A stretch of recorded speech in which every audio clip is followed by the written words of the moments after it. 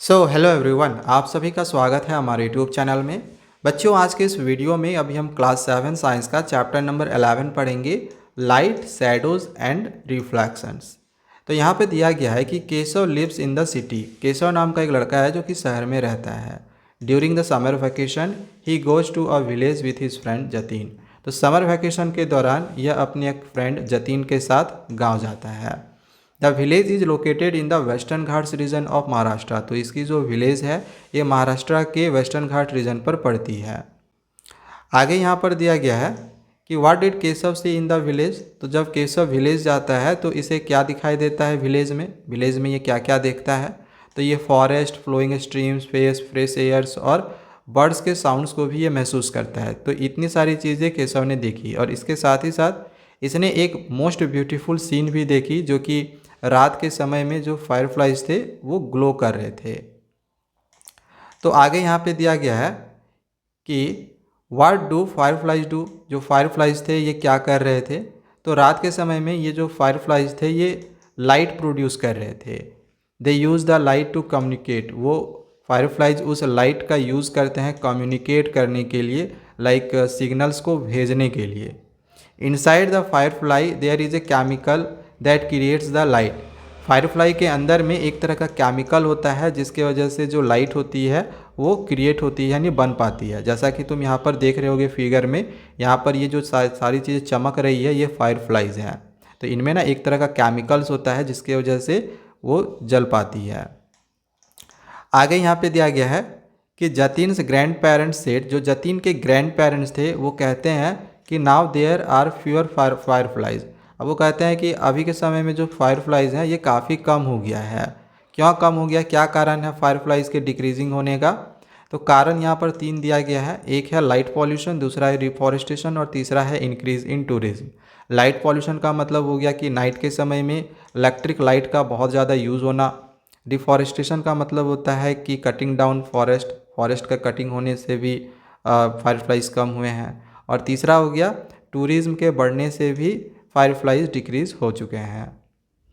तो यहाँ पे जो केशव गांव गया था, तो गांव जाके केशव ने क्या क्या सीखा। तो पहली चीज़ तो इसने ये सीखी कि a firefly produces light from its own body. Fireflies होते हैं वो अपने बॉडी से लाइट को प्रोड्यूस करते हैं और ये रियल लाइट होती है। The moon only reflect the sun's light. इसने ये भी सीखा कि मून जो है ये सन के लाइट को रिफ्लेक्ट करता है, मतलब मून में अपनी कोई भी लाइट नहीं होती है, मून के पास अपनी कोई भी लाइट नहीं होती है। इसने इस चीज़ को भी महसूस करा और साथ ही साथ इसने ये भी नोटिस करा कि लाइट जो है वो स्ट्रेट लाइन में ट्रेवल करती है, मतलब लाइट हमेशा सीधे लाइन में जाती है। जैसे यहाँ पर अगर टॉर्च है, अगर इसको तुम जलाओगे तो ये सीधे लाइन में जाएगी। हालांकि इसको लेके अभी बहुत सारे एक्सपेरिमेंट भी हम देखेंगे। अब अगली टॉपिक को पढ़ते हैं जो कि है सोर्सेज ऑफ लाइट। लाइट के क्या क्या सोर्सेज हैं। तो the sun gives out its own light. जो सन है ये अपनी खुद की लाइट देता है and is the main source of natural light. और ये जो सन की लाइट होती है ये मेन सोर्स होता है नेचुरल लाइट का। हालांकि सन के अलावा भी इन सब में भी अपना खुद का लाइट होता है, लाइक स्टार्स का, लाइटनिंग का, नेचुरल फायर। सर्टेन एनिमल्स में भी उनमें भी कुछ कुछ लाइट्स होते हैं। अभी मैंने ऊपर में जैसे फायरफ्लाइज के बारे में बात करा, तो इन सब के पास अपनी खुद की एक लाइट होती है। जैसे यहाँ पे फिगर में भी देख रहे होगे सन का ये लाइट है, यहाँ पर देखो ये लाइटनिंग की लाइट हो गई है। यहाँ पर ऐसे ये दिया नहीं है बट नेचुरल और फायर की भी अपनी खुद की लाइट होती है। जैसे लकड़ी को जलाओ, एक तरह का नेचुरल फायर होता है ना, तो उसमें भी कुछ लाइट देता है, ठीक है। और कुछ एनिमल्स में भी अपनी खुद की लाइट होती है, ठीक है। तो ये सब सारा यहाँ पे समझ में आ गया कि लाइट के क्या क्या सोर्सेज हैं। अब आगे दिया गया है कि इन एंशियंट टाइम्स, यानी पहले के समय में, humans learn how to make fire. पहले के समय में मतलब शुरुआती समय में क्या था कि ह्यूमन पहले ये सीखता है कि आग को कैसे जलाएं या फिर आग कैसे बनाएं। Which was the first type of artificial light. जो कि ये फर्स्ट टाइप का आर्टिफिशियल लाइट था जो कि ह्यूमन ने खुद से बनाई थी आग जलाकर। तो उससे जो लाइट निकला वो पहली फर्स्ट मतलब कह सकते हो आर्टिफिशियल लाइट थी, यानी कि एक मैन मेड लाइट थी। हालांकि बाद में people discovered how to make fire. कैसे आग को जलाया जाए इसके लिए उसने डिफरेंट फ्यूल्स का यूज़ करा, लाइक एनिमल फैट का, ऑयल का, वैक्स का और गैस का। इन सब का यूज़ करके उसने बाद में फायर जलाना मतलब आग जलाना जो है वो सीखा। अब आगे दिया गया है then after the invention of electricity, then अब इलेक्ट्रिसिटी जैसे इन्वेंट होती है, इलेक्ट्रिसिटी के इन्वेंशन के बाद people started using electric lights. Electricity के इन्वेंशन के बाद लोग अब इलेक्ट्रिक लाइट्स का यूज़ करने लगे लाइक बल्ब्स, ट्यूबलाइट्स etc का। Now most of our lightning at home, अब ज़्यादातर जो हमारी लाइटनिंग होती है घर में या स्ट्रीट्स में या फिर स्कूल में, तो वो इलेक्ट्रिक लाइट्स ही होती है। ठीक है, अभी तुम अपने स्कूल में देखो या फिर स्ट्रीट लाइट में देखो तो जो लाइट होती है एक तरह का इलेक्ट्रिक लाइट ही होता है। अब आगे यहाँ पे दो तरह के ऑब्जेक्ट के बारे में हम पढ़ेंगे, एक होता है ल्यूमिनस ऑब्जेक्ट और दूसरा होता है नॉन ल्यूमिनस ऑब्जेक्ट। तो पहले ल्यूमिनस ऑब्जेक्ट क्या होता है, तो objects that give of their on light, वैसे ऑब्जेक्ट्स जो खुद से अपने लाइट मतलब खुद का अपना एक लाइट होता है, वैसे ऑब्जेक्ट को हम ल्यूमिनस ऑब्जेक्ट्स कहते हैं। जैसे सन के पास अपना एक लाइट होता है, फायरफ्लाई के पास अपना लाइट होता है, बल्ब का भी अपना लाइट होता है, कैंडल का भी अपना एक लाइट होता है, तो इसको बोलते हैं नॉन ल्यूमिनस। और नॉन ल्यूमिनस ऑब्जेक्ट क्या होता है, तो इनके पास अपना खुद का लाइट नहीं होता है। जैसे मून के पास खुद का लाइट नहीं होता है, इसकी जो लाइट हमें दिखाई देती है वो सन की होती है। फिर टेबल के पास लाइट नहीं होता है, ट्री के पास अपना लाइट नहीं होता है। अब यहाँ पे हम कुछ एक्टिविटी को देखेंगे जिससे कि पता चलेगा कि क्या लाइट स्ट्रेट लाइन में ट्रेवल होती है, जो कि ऊपर में भी मैंने ये बताया था कि लाइट हमेशा स्ट्रेट लाइन में ट्रेवल करती है। तो इसी का भी हम कुछ एक्टिविटी यहाँ पे देखेंगे जिससे कि ये पता चलेगा कि जो लाइट है ये स्ट्रेट लाइन में ट्रेवल होती है।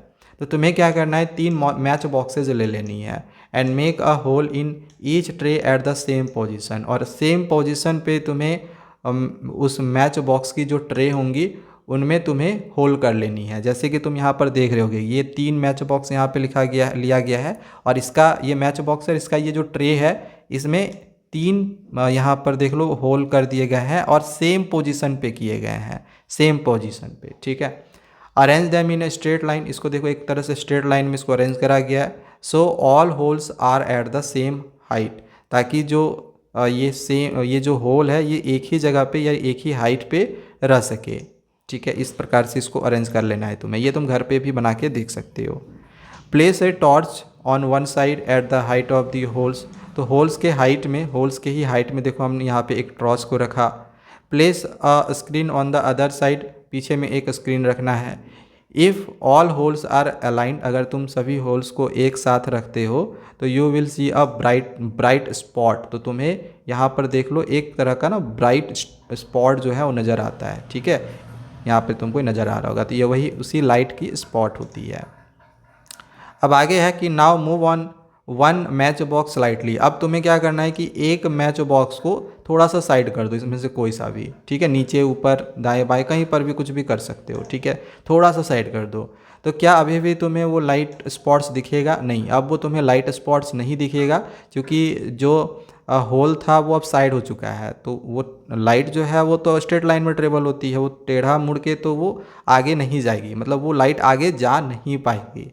तो वही चीज़ यहाँ पे दिया है, no because the light can't pass through, मतलब जो लाइट है वो आगे पास नहीं कर पाएगा। इससे कंक्लूजन क्या निकलता है? कंक्लूजन निकलता है कि जो लाइट होती है ये स्ट्रेट लाइन में ट्रेवल करती है। ठीक है, अगर स्ट्रेट लाइन में ट्रेवल नहीं करती तो टेढ़ा मुड़ा मुड़ के भी वो आगे जाके वो ब्राइट स्पॉट दे देता। ठीक है, अब आगे यहाँ पर ये सोच रहा है कि आई हैव एन आइडिया, मेरे पास एक idea, let us try to see the candle flame through a bent pipe. ये एक आइडिया यूज़ करता है कि चलो मैं एक पाइप को बेंड करके ना एक कैंडल को देखने का कोशिश करता हूँ, फ्लेम कैंडल को देखने का कोशिश करता हूँ। ठीक है, तो अब यहाँ पे जो 11.2 एक्टिविटी दिया गया है ये भी लाइट स्ट्रेट लाइन में ट्रेवल होता है, उसी का ही एक एक्टिविटी है, और वो जो बोला ना उसी की एक्टिविटी करके दिखाया गया है। तो इसके लिए इसने क्या करा कि एक लॉन्ग हॉलो फ्लेक्सिबल पाइप लिया। ठीक है, keep the pipe straight and look through it to see a candle flame. तो इसने क्या करा कि पहले पाइप को एकदम सीधा रखा और इस प्रकार से इस कैंडल को ये देख रहा है। ठीक है, इस कैंडल फ्लेम को ये देख रहा है। तो क्या इससे ये फ्लेम दिखेगी? बिल्कुल दिखेगी, क्योंकि ये बिल्कुल सीधी है। तो लाइट यहाँ से सीधा मतलब आगे इधर पड़ेगा तो ये लाइट मतलब ये कैंडल जो है दिख जाएगी। तो यही चीज़ आगे है। तो अच्छा एक चीज़ और, यहाँ से तो ये चीज़ दिख जाएगी, but now bend the pipe and try again. तो अब क्या करो, पाइप को इस तरह से बेंड कर दो अब क्या इस तरह से पाइप को बेंड करने के बाद ये जब इस मोमबत्ती को देखेगी तो क्या ये देख पाएगी? तो अभी ये नहीं देख पाएगी, ठीक है, क्योंकि जो लाइट होगा वो ऐसे पास होगा, ये लाइट ऐसे तो मुड़ नहीं सकता है, तो लाइट अब यहाँ से आगे नहीं जा पाएगा, ठीक है। ये जो लाइट यहाँ से आ रहा था अब आगे ये लाइट यहाँ से इधर नहीं जा पाएगा। तो यही चीज़ यहाँ पे दिया गया है कि you can't see the flame when the pipe is bent. जब पाइप को बेंट कर दिया गया, मोड़ दिया गया, तो फिर फ्लेम अब नहीं दिखेगा, ठीक है, जिससे कि ये पता चलता है कि लाइट स्ट्रेट लाइन में ट्रेवल होता है। तो दोनों जो एक्सपेरिमेंट दिया गया था, ये लाइट स्ट्रेट लाइन में ट्रेवल होता है, वही चीज़ का एक एक्सपेरिमेंट दिया गया था। हालांकि एक एक्सपेरिमेंट और है लाइट ट्रेवल्स को लेके, जो कि मैंने नहीं बताया है। एक यहाँ पर एक ग्लास ले लेना है, ठीक है, ग्लास ले लेना है, ये कांच का रखना ताकि पता चले कि यहाँ मतलब लाइट इस पर मारेंगे तो यहाँ से क्या करो कि एक लेज़र लाइट मारो। अच्छा, लेज़र लाइट को लेकर याद रख लेना कि लेज़र लाइट बहुत स्ट्रॉन्ग वाला नहीं लेना है और डायरेक्टली किसी के आँख में नहीं मारना है, इससे आई इंजरी भी हो सकता है, ठीक है। तो जैसे ही तुम इसको मारोगे तो पता चलेगा कि ये जो लाइट होती है आर पार चली जाती है, ठीक है। तो ये भी पता चलेगा कि ये जो लाइट होती है वो स्ट्रेट लाइन में ट्रेवल होता है। चलो आगे बढ़ते हैं। ये एक्टिविटी भी दिया गया था, बट ऑलरेडी मैंने 2 एक्टिविटी बता दिया है, इसलिए उस एक्टिविटी को हमने यहाँ पे नहीं लिखा है। अब 11.3 में यहाँ पर दिया गया है light through transparent, translucent and opaque materials. जो लाइट होता है ट्रांसपेरेंट में कैसे जाता है, ट्रांसल्यूसेंट में कैसे जाता है और ओपेक मटेरियल्स में कैसे जाता है। तो इसके लिए आगे कुछ बताऊँ, इसके पहले देखो ये जो है कुछ इस तरह सोचती है कि what happens when an object comes in path of light. अगर कोई ऑब्जेक्ट लाइट के सामने आ जाए तो क्या होगा। जैसे यहाँ से हमने लाइट इस तरह से मारा, ठीक है, यहाँ से लाइट करा और यहाँ पर एक ऑब्जेक्ट आ गया, तो फिर क्या होगा, यही चीज़ ये सोच रही होती है। अब जैसे यहाँ पर एक एक्सपेरिमेंट करके दिखाया गया है कि collect objects made of different materials. कुछ ऑब्जेक्ट्स को कलेक्ट करो डिफरेंट डिफरेंट मटेरियल्स का। Also you will need a torch, और इसके लिए तुम्हें एक टॉर्च की भी ज़रूरत होगी। अब देखो ये वाला जो टेबल है तुम्हारे एनसीईआरटी की बुक में दिया गया है, ये सब सारा फिल नहीं था, बट मैंने यहाँ पे फिल कर दिया है। जैसे हमने यहाँ पे कुछ मटेरियल्स को कलेक्ट करा, like cardboard, paper, glass, tracing paper और थिक क्लॉथ। तो यहाँ पर दिया गया है कि जो कार्डबोर्ड है ये ट्रांसपेरेंट है, ट्रांसलूसेंट है या फिर ओपेक है। तो जो कार्डबोर्ड होता है ये ओपेक होता है। ओपेक का मतलब क्या होता है कि आगे मैं बताऊंगा, इसका डेफिनेशन भी दूंगा कि लाइट आर पार नहीं जाएगा, लाइट यहीं तक रहेगा, ठीक है, लाइट इसके पार नहीं जाएगा, इसी को बोला जाता है ओपेक। तो अगर कार्डबोर्ड में लाइट ऐसे मारे तो क्या आर पार जाएगा? नहीं, लाइट यहीं तक रहेगा, ठीक है, पार नहीं करेगा, तो इसी को कहा जाता है ओपेक। तो मेरी क्या प्रिडिक्शन थी, तो light will not pass at all, बिल्कुल ऑब्जर्वेशन क्या हमने ऑब्जर्व करा, तो जब मैंने ये एक्सपेरिमेंट करा तो हमने ऑब्जर्व किया कि सच में जो लाइट है ये पास नहीं करा। इसके बाद है पेपर। अब देखो पेपर 2 तरह का हो सकता है, एक थीन पेपर भी हो सकता है और थिक पेपर भी हो सकता है। तो हमने अगर थीन पेपर लिया है तो वो ट्रांसलूसेंट होगा। अगर हम यहाँ पे थीन पेपर लेंगे और लाइट इस तरह से अगर हम इधर मारेंगे, इधर लाइट मारेंगे, तो हल्की सी जो लाइट होगी वो आर पार होगी। तो अगर हल्का लाइट आर पार हो जाता है तो उसको हम कहते हैं ट्रांसलूसेंट, ठीक है। धुंधला सा अगर लाइट आर पार होता है तो उसको हम कहते हैं ट्रांसलूसेंट, ठीक है। तो ये ट्रांसलूसेंट हो जाएगा। तो इसमें जो लाइट होगा वो पार्शियली पास होगा, मतलब थोड़ा बहुत ही पास होगा, ठीक है। तो दोनों में हम ये लिख देंगे, माई प्रेडिक्शन और ऑब्जर्वेशन में। इसके बाद जो ग्लास होती है, ग्लास ट्रांसपेरेंट होता है, मतलब लाइट जिसमें आर पार एकदम साफ हमें पता चले, साफ से दिख जाए कि आर पार हो रहा है, तो इसको कहते हैं ट्रांसपेरेंट। तो ग्लास में अगर लाइट मारो तो ट्रांसपेरेंट होगा, आर पार दिख जाएगा, यानी लाइट पास फुल्ली जो लाइट होता है वो पास हो जाता है, ठीक है। दोनों साइड इस तरह से लिख लेंगे। इसके बाद है ट्रेसिंग पेपर। तो ट्रेसिंग पेपर भी जो होता है वो ट्रांसलूसेंट ही होता है, मतलब हल्का सा जो लाइट होता है वो आर पार होता है, मतलब धुंधला सा लाइट आर पार होगा, यानी कि जो लाइट होता है वो पार्सली पास होता है। तो दोनों में हमने इस चीज़ को लिखा हुआ है। और जो थिक क्लॉथ होता है, अगर मोटा कपड़ा पे लाइट मारो तो लाइट आर पार नहीं होगा, तो वो ओपेक होता है और इसमें लाइट पास नहीं होती है। समझ में आ गया? चलो आगे बढ़ते हैं। तो अब हम एक एक करके ट्रांसपेरेंट, ट्रांसलूसेंट और ओपेक मटेरियल्स क्या होता है इसको समझ लेते हैं। हालांकि ऊपर में मैंने समझा दिया है, बट डेफिनेशन यहाँ पे लिखा हुआ है कि materials that allow light to pass completely through them. Materials जो लाइट को कम्प्लीटली पास करवा दे, इसको हम क्या कहते हैं? ट्रांसपेरेंट मटेरियल्स कहते हैं। इसमें जो लाइट होती है you can see clearly through these objects, इसमें हम ऑब्जेक्ट्स को क्लियरली देख सकते हैं कि जो लाइट है वो आर पार हो चुकी है, ठीक है। लाइट इसमें आर पार कम्प्लीटली हो जाता है, जैसे glass, clean water, plastic sheets, ये सब कुछ ट्रांसपेरेंट मटेरियल्स हो जाते हैं, ठीक है। अब आगे है ट्रांसलूसेंट मटेरियल्स। तो ट्रांसलूसेंट मटेरियल्स क्या होता है? तो material that allow some light to pass, कुछ लाइट को ये अलाउ करता है कि ये पास हो, ठीक है।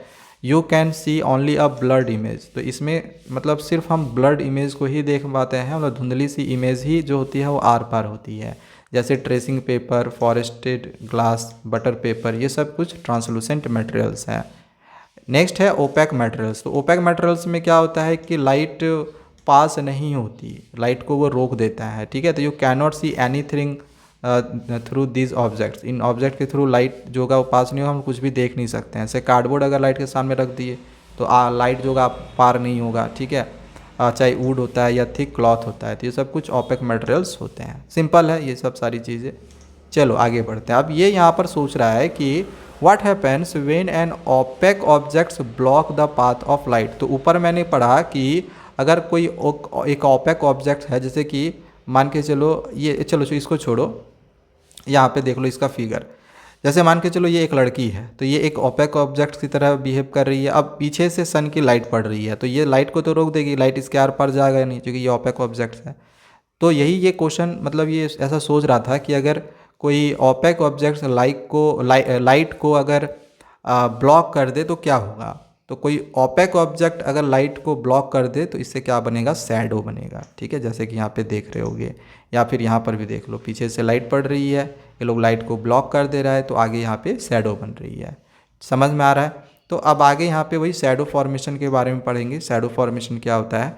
तो we now know that the light travels in a straight line. तो ये तो अब हम जान चुके हैं कि जो लाइट होती है स्ट्रेट लाइन में ट्रेवल होती है। So when an opaque object is placed in the its path, कोई अगर ओपेक ऑब्जेक्ट इसके पाथ में आ जाता है, यानी रास्ते में आ जाता है, तो लाइट को ब्लॉक कर देता है। And the dark patch where light does not reach is the shadow. तो एक हमें डार्क पैच इस तरह से नज़र आता है जहाँ पे where light does not reach, जहाँ पे लाइट नहीं पहुँच पाती है, यानी इस जगह पे नहीं पहुँच पाती, इस वजह से इसका एक हमें डार्क पैच नज़र आता है। इस डार्क पैच को ही हम क्या कहते हैं? शैडो कहते हैं। अब आगे यहाँ पर दिया गया है कि every object forms a different type of shadow. प्रत्येक जो ऑब्जेक्ट होती है डिफरेंट टाइप को शैडो को फॉर्म करती है। जैसे जो ओपेक ऑब्जेक्ट होता है ये डार्क शैडो फॉर्म करता है, जो ट्रांसलूसेंट ऑब्जेक्ट होता है वो लाइट शैडो फॉर्म करता है, और जो ट्रांसपेरेंट ऑब्जेक्ट्स होते हैं ये वेरी फेंट या फिर कोई भी शैडो फॉर्म नहीं करते। तो ये बहुत इंपॉर्टेंट है, इसको याद रख लेना।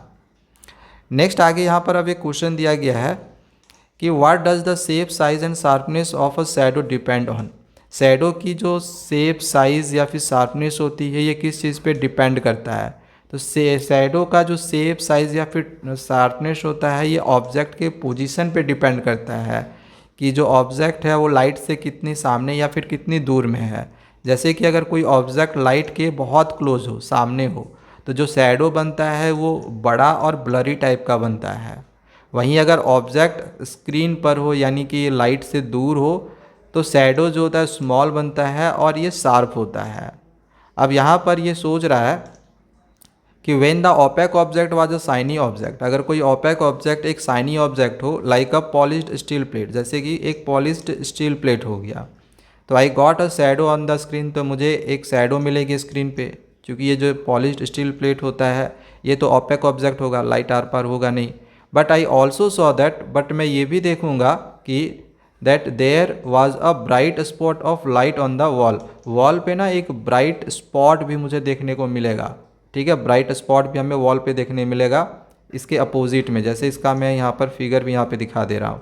जैसे ये यहाँ पर सन का लाइट इस पॉलिश्ड सरफेस पे पड़ा, पॉलिश्ड ये स्टील प्लेट है इस पर पड़ा, तो लाइट यहाँ से टकरा के यहाँ पर एक हमें ब्राइट स्पॉट हमें देखने को मिलता है वॉल पे। अच्छा, ऐसा क्यों होता है? तो ऐसा होता है, इसका कारण है रिफ्लेक्शन ऑफ लाइट। यहाँ से लाइट आया, इस पॉलिश्ड सरफेस पे टकराया और टकरा के फिर ये बाउंस बैक चला गया, इसी को कहा जाता है रिफ्लेक्शन ऑफ लाइट, ठीक है। तो दिया गया a polished steel plate is a shiny surface. Polished steel plate में एक शाइनी सरफेस होती है, इसकी सरफेस होती है वो शाइनी होती है, चमकदार होती है। Shiny surfaces reflect light just like a mirror. तो जो शाइनी सरफेसेस होती है वो लाइट को रिफ्लेक्ट कर देती है, यानी बाउंस बैक कर देती है, जैसे कि मिरर भी ऐसा ही करता है, ठीक है, मिरर की तरह। When light fell on the steel plate, जैसे ही लाइट जो थी स्टील प्लेट पे पड़ती है तो it reflected in opposite direction, तो ये रिफ्लेक्ट हो जाता है अपोजिट डायरेक्शन में। That's why a bright spot appeared on the wall, and यही कारण है कि हमें एक यहाँ पर ब्राइट स्पॉट जो होता है वो देखने को मिलता है। समझ में आ गया? चलो आगे बढ़ते हैं। अब आगे है कि इन अ मिरर, मिरर में I can also see my face, mirror में मैं अपना फेस भी देखता हूँ। हाँ, तो is that also due to the reflection of light, क्या ये भी रिफ्लेक्शन ऑफ लाइट की ही वजह से होता है? तो हाँ, ये भी रिफ्लेक्शन ऑफ लाइट की ही वजह से होता है। ठीक है, इसको याद रखना। चलो नेक्स्ट अब आगे यहाँ पर दिया गया है image formed in a plane mirror. Plane mirror में इमेज कैसे फॉर्म होता है ये सब सारा यहाँ पे समझेंगे। इसमें एक एक्टिविटी भी दिया गया है, इस एक्टिविटी को समझ लेते हैं, जो कि मिरर और एक पेन एक्सपेरिमेंट करके यहाँ पर दिखाया गया है। तुम्हें क्या करना है, तो टेक अ प्लेन मिरर, तुम्हें एक प्लेन मिरर लेनी है, मतलब एक आईना लेना है, एंड प्लेस अ पेन और any object in front of it, और इसके सामने एक पेन रख दो या फिर कोई भी ऑब्जेक्ट यहाँ पर तुम रख सकते हो। अब इससे क्या होगा कि इसका जो इमेज है तुमको यहाँ पे देखने को मिलेगा। तो व्हाट डू यू सी, तो it looks like there is another pen inside the mirror, तो तुम्हें क्या देखने को मिलेगा कि हमें एक और पेन इस मिरर के अंदर में हमें यहाँ पे देखने को मिलता है।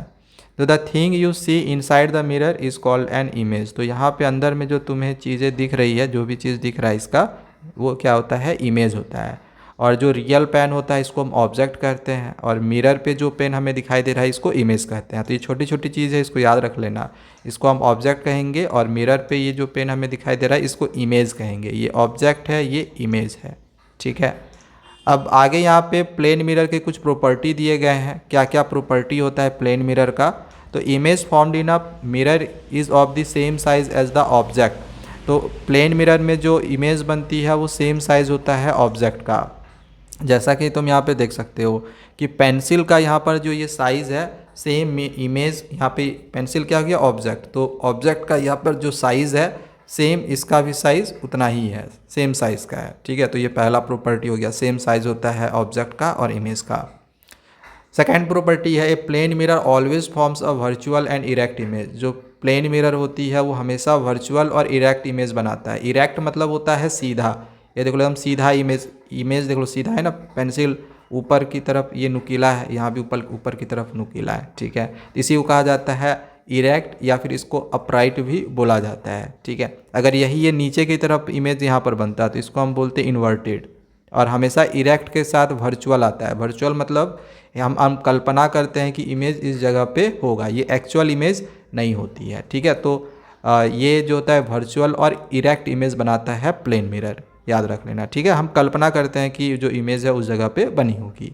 और रियल के साथ, इन्वर्टेड के साथ हमेशा रियल आता है, मतलब वो सच में इमेज बनता है, वो स्क्रीन पे हमें दिखाई देता है।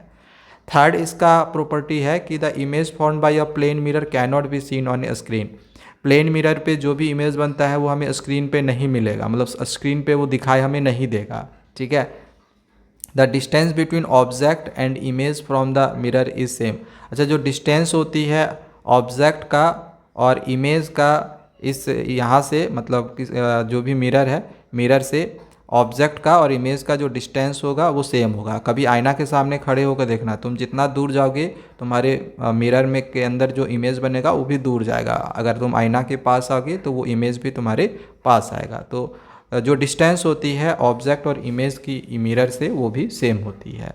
ठीक है, इसके बाद मिरर में हमें एक और चीज़ देखने को मिलता है जो कि होता है वो लेटरल इन्वर्सन। लेटरल इन्वर्सन क्या होता है, तो if you raise your right hand, अगर तुम अपना राइट हैंड को खड़ा करो, your image in the mirror seems to raise in left hand, तो इमेज में तुमको देखने को मिलेगा कि वो राइट हैंड नहीं, वो लेफ्ट हैंड को मतलब तुम अगर राइट हैंड को ऊपर करते हो तो मिरर में तुम्हें लेफ्ट हैंड ऊपर करते हुए नज़र आता है। ऐसा कई बार तुमने नोटिस करा होगा। ठीक है, तो so the mirror flip slides, तो जो मिरर होता है ये साइड्स को फ्लिप कर देती है।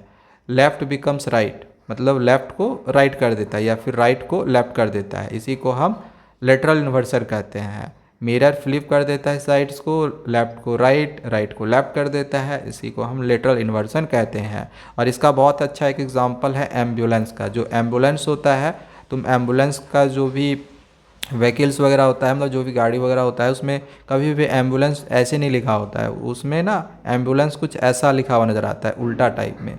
उल्टा क्यों होता है? ताकि कोई भी उसको अपने रियर व्यू से देखे, मतलब आईना से देखे, अपने रियर व्यू मिरर से देखे, तो पीछे जो भी एम्बुलेंस होगा वो सीधा दिखेगा। ठीक है, ये एम्बुलेंस जो लिखा हुआ है ये सीधा दिखेगा। ठीक है, क्योंकि राइट का लेफ़्ट, लेफ़्ट का राइट हो जाता है आईना पे अगर हम देखते हैं प्लेन मिरर से। तो चलो यहाँ तक समझ में आ गया होगा। अब आगे यहाँ पे दिया गया, तब ये लड़का सोचता है, oh now I realise why ये जो है रिटेन रहता है एम्बुलेंस में। एम्बुलेंस में कई बार तुमने भी इस चीज़ को नोटिस करा होगा, बट मे बी कि हो सकता है अभी तक नहीं पता हो, बट अब तुम्हें भी पता चल गया होगा कि एम्बुलेंस में क्यों इस तरह से लिखा रहता है। उसका अगर तुम आईना में देखो तो सेम एम्बुलेंस ऐसा लिखा हुआ नज़र तुम्हें आएगा। ठीक है, इस तरह से लिखा हुआ नज़र आएगा। समझ में आ गया होगा। चलो आगे बढ़ते हैं। अब यहाँ पर ये क्या बोल रही है या क्या सोच रही है? Can you see an image of an object only in a mirror और are there some other ways as well. तो यहाँ ये सोच रही है कि क्या हम इमेज को किसी ऑब्जेक्ट के इमेज को मिरर पर ही देख सकते हैं? क्या हम किसी ऑब्जेक्ट के इमेज को मिरर पर ही देख सकते हैं? क्योंकि ऊपर में हमने जितने भी इमेज देखे वो सब सिर्फ और सिर्फ मिरर पर ही देखे। तो यही ये सोच रही है, क्या हम किसी ऑब्जेक्ट की इमेज को मिरर पर ही, आईने पर ही देख सकते हैं? ठीक है, क्या ऐसा होता है? तो नहीं, ऐसा नहीं है। Image can also be formed in other ways. दूसरे तरीके से भी इमेज फॉर्म होती है, जैसे कि पिन होल में भी इमेज जो होता है वो फॉर्म होता है। कैसे? ये पिन होल कैमरा में, एक्चुअली में ये पिन होल कैमरा होगा। ठीक है, या कैमरा छूट गया, लिख लेना। पिन होल कैमरा में कैसे इमेज फॉर्म होता है, तो यहाँ पे तुम देख सकते हो, एक्टिविटी भी करके दिखाया गया है। पहले पिन होल कैमरा क्या होता है इसको देख लो। पिन होल कैमरा क्या होता है? तो a pin hole camera is a device in which the light rays from an object pass through a tiny hole. Pin hole camera एक ऐसा डिवाइस होता है जिसमें जो लाइट रेज होती है, देखो यहाँ पे लाइट रेज होती है, वो ऑब्जेक्ट से, देखो यहाँ ये वाला ऑब्जेक्ट हो गया, ऑब्जेक्ट से एक टीनी होल के थ्रू, ये देखो यहाँ पे एक टीनी होल है, टीनी होल के थ्रू जो इमेज होता है वो स्क्रीन पे बनता है। इसी को पिन होल कैमरा कहा जाता है। ठीक है, समझ में आया? और ये जो पिन होल कैमरा की जो भी यहाँ पर इमेज बनती है ये रियल बनती है, क्योंकि ये स्क्रीन पे यहाँ पे बन रहा होता है। तो जब भी कोई स्क्रीन पे हमें इमेज मिलती है ना, इसकी इमेज हमें यहाँ मिली, तो जब भी स्क्रीन पे हमें कोई इमेज मिलती है तो वो रियल होती है, और रियल के साथ हमेशा इन्वर्टेड होता है, मतलब इसकी जो इमेज होगी ये उल्टा मिलेगा। ठीक है, याद रखना इस चीज़ को। तो यहाँ पे वही चीज़ लिखा हुआ है कि इमेज जो है हमें स्क्रीन पे मिल जाता है। अब आगे यहाँ पर दिया गया है कि पेरिस्कोप क्या होता है। पेरिस्कोप क्या होता है? तो periscope is a device that lets you see things that are not directly visible. Periscope एक ऐसा डिवाइस होता है जिसमें हम चीज़ों को देख सकते हैं जो कि डायरेक्टली वो चीज़ें हम नहीं देख पाते हैं। जैसे लाइक अगर मान के चलो ये लड़का यहाँ पर है और यहाँ पे बीच में इस तरह से एक वॉल है। ठीक है, तो क्या ये इसके आर पार की चीज़ों को देख पाएगा? नहीं। अब मान के चलो इस पेड़ को अगर इसको देखना है तो ये नहीं देख पाएगा, जिसके लिए ये क्या करता है कि एक पेरिस्कोप का यूज़ करता है। पेरिस्कोप बना के ये देख सकता है। कैसे ये बनता है? तो दिया गया है कि 2 plane mirrors are fixed inside a Z shaped box. तो इसमें क्या किया जाता है कि 2 प्लेन मिरर को जेड शेप्ड बॉक्स में फिक्स करा जाता है। जैसे देखो ये एक जेड शेप टाइप का बॉक्स है, ये जेड शेप टाइप का बॉक्स है। अब यहाँ पे हमने एक प्लेन मिरर लगा दिया और यहाँ पे हमने भी एक और प्लेन मिरर लगा दिया। ठीक है, तो दिया गया light hits the first mirror then reflects to the second mirror. तो लाइट क्या होगा कि फर्स्ट मिरर से टकराएगी, फिर दूसरे मिरर पर आएगी, एंड इससे हम चीज़ों को ईजिली देख सकते हैं। ठीक है, तो ये जैसे यहाँ पे देखना चाह रहा है तो लाइट यहाँ पे टकराई, फिर यहाँ टकराई, और यहाँ से ये इस चीज़ को ये देख सकता है। ठीक है, इसका इमेज इसमें बना, फिर इसमें इसका इमेज इसमें बना, और ईजिली ये इस इमेज को इधर क्या है ये यहाँ से देख पा रहा है। ठीक है, लेकिन पहले इस चीज़ को ये नहीं देख पा रहा था। इसका कौन यूज़ करते हैं? ये जो पेरिस्कोप है, पेरिस्कोप का कौन लोग यूज़ करते हैं? तो ये सबमराइन्स, टैंक्स या फिर सोल्जर्स लोग इसका यूज़ करते हैं। ठीक है, चलो आगे बढ़ते हैं। आगे दिया गया है कि व्हाट इज़ क्लेडियोस्कोप। अब क्लेडियोस्कोप क्या होता है? तो एक kaleidoscope is a tube in which you can see colourful patterns when you look inside it. Kaleidoscope एक तरह का ट्यूब होता है, एक ट्यूब होता है जिसमें हम कलरफुल पैटर्न्स को देखते हैं उसके अंदर में। अब ये बनता कैसे है क्लेडियोस्कोप, तो बनाने का तरीका क्या है, तो तुम्हें 3 प्लेन मिरर्स लेने हैं सेम साइज़ का, 3 प्लेन मिरर्स लो सेम साइज़ का, ठीक है। Join them in A triangular shape, और उसको इस प्रकार से एक ट्रायंगुलर शेप में ज्वाइन कर लो। Fit them inside a circular tube, और उसके अंदर एक सर्कुलर ट्यूब डाल दो, like a chart paper roll की तरह, जैसे यहाँ पर दिखाया गया है। इसके अंदर यहाँ पर देख सकते हो तीनों प्लेन मिरर को फिक्स करके इसके अंदर डाल दिया गया। कवर वन एंड, एक एंड को कवर कर दो with A transparent plastic sheet. इसका एक एंड को चाहे इधर हो या इधर हो, इसको इस तरह से कवर कर दो प्लास्टिक शीट से। इसके लिए तुम टेप या फिर रबर बैंड का यूज़ कर सकते हो। Add small colourful pieces like broken bangles और बीड्स ऑन दैट एंड, और इसके अंदर में क्या करो कि छोटे छोटे चूड़ी तोड़ के, मतलब चूड़ी जो होता है उसको तोड़ दो और तोड़ के इसके अंदर छोटे छोटे टुकड़े डाल दो। Close that and with tracing paper, और उस एंड को ट्रेसिंग पेपर से बंद कर दो। तो तुम्हें क्या देखने को मिलेगा, तो when you look through that open and, तो जिधर एक साइड से खुला होगा, ठीक है, एक साइड से तो ओपन होगा ना, तो उधर से अगर तुम देखोगे तो तुम्हें कुछ colourful patterns, beautiful colourful patterns जो होता है वो तुम्हें नज़र आता है कुछ इस प्रकार से, ठीक है। The pattern changes every time you shake और रोटेट इट, तो जब भी तुम उसको ये जो था बना हुआ था, इसको जब भी तुम शेक करोगे, हिलाओगे, तो क्या होगा कि ये पैटर्न बदल जाएगा। हर बार ये जो पैटर्न होता है वो बदल जाता है, ठीक है ना। तो इसका जो यूज होता है ये कौन करते हैं, इसकी जो यूज़ होती है ये डिज़ाइनर लोग करते हैं या फिर आर्टिस्ट लोग करते हैं, नए पैटर्न के आइडिया जिससे उनको मिलता है। और बस ये चैप्टर तुम्हारा यहाँ पर ख़त्म हो चुका है। बाकी के भी चैप्टर्स के लिए हमारे चैनल को सब्सक्राइब करके रख लेना। इंपॉर्टेंट क्वेश्चंस और इस चैप्टर के भी जो एक्सरसाइजेज के क्वेश्चंस है वो भी मैं आगे करवाऊँगा। Thank you, bye bye.